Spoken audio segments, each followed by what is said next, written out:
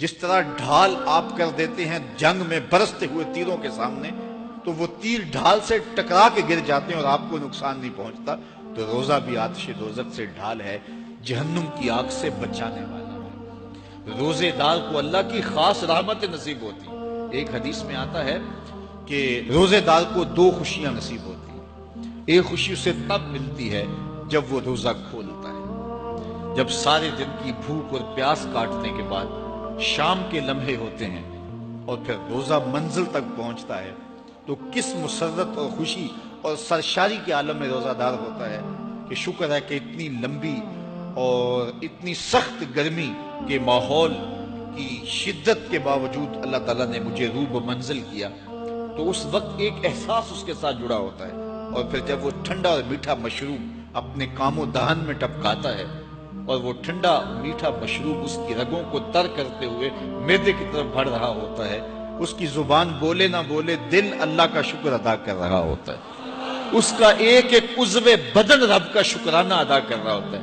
وہ ٹھنڈا اور میٹھا مشروب رگوں کو تر کرتا ہوا آگے بڑھتا چلا جاتا ہے، لیکن شکرانے کا وہ پیکر بن جاتا ہے۔ وہ ایک مسرت، ایک خوشی کا عالم ہوتا ہے کہ روزہ بھی نب گیا، سارے دن کی تکلیف بھی کٹ گئی، اور اللہ نے مجھے افطار کے لمحوں تک پہنچایا۔ فرمایا روزے دار کو ایک خوشی تب ملتی ہے جب وہ روزہ کھولتا ہے، وَفَرْحَةٌ عِنْدَ لِقَاءِ رَبِّهِ، اور دوسری خوشی روزہ دار کو تب ملے گی جب روزے کے صلے میں اللہ اپنا دیدار عطا فرمائے۔ بنی آدم کے جتنے بھی عمل ہیں 10 سے لے کر 700 گنا تک اس کا ثواب اولاد آدم کو اس کا دیا جاتا ہے۔ جتنا گڑ ڈالو اتنا ہی میٹھا، تو بعض کو 10 گنا، بعض کو 70 گنا، بعض کو 100 گنا، بعض کو 700 گنا، تو 10 سے لے کر 700 گنا تک بندے کے اعمال کا صلہ دیا جاتا ہے۔ لیکن میرے حضور نے فرمایا لیکن روزہ جو ہے اللہ فرماتا ہے وہ میرے لیے ہے اور اس کا اجر میں خود عطا کروں۔ جب وہ خود عطا کرے گا تو کتنا عطا کرے گا؟ سخی اتنا بڑا ہو تو پھر کیا عطا کرے گا؟ بلکہ بعض نے اس کو عجزی بہی کی بجائے عجزہ پڑھا ہے بصیغہ مجہول، کہ روزہ میرے لیے ہے اور اس کی جزا میں خود ہوں۔ باقی اعمال کی جزا جنت ہے، جنت کی نعمتیں ہیں اور بہت کچھ ہے، لیکن روزے کی جزا میں خود ہوں۔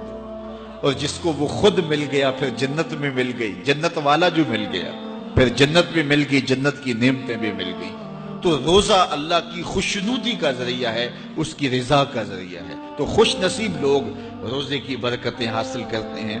اور ایک روایت میں آتا ہے جب رمضان المبارک کا آغاز ہوتا ہے اللہ اہل ایمان کو، اپنے بندوں کو محبت کی نظر سے دیکھتا ہے، اور اللہ جس کو محبت کی نظر سے دیکھ لے پھر اسے کبھی عذاب نہیں دے گا۔ اللہ اکبر۔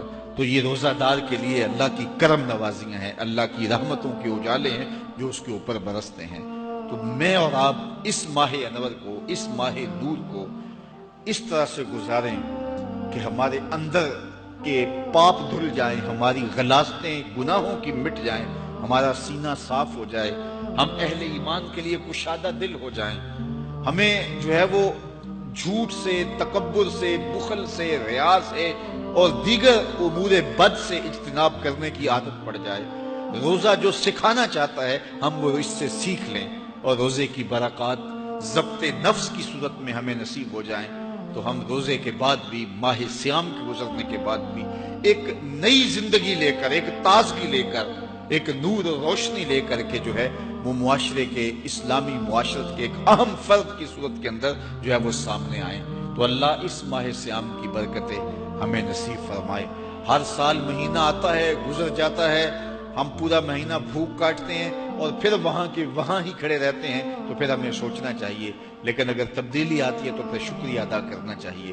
آج کی اس تاریخ میں ہم عزم کر کے اٹھیں کہ ہمارا یہ ماہ سیام ہماری زندگی میں ایک سنگ میل ثابت ہوگا، اور ہم ایک نئے باغپن کے ساتھ، نئے عزم کے ساتھ یہ مہینہ گزاریں گے اور ضبط نفس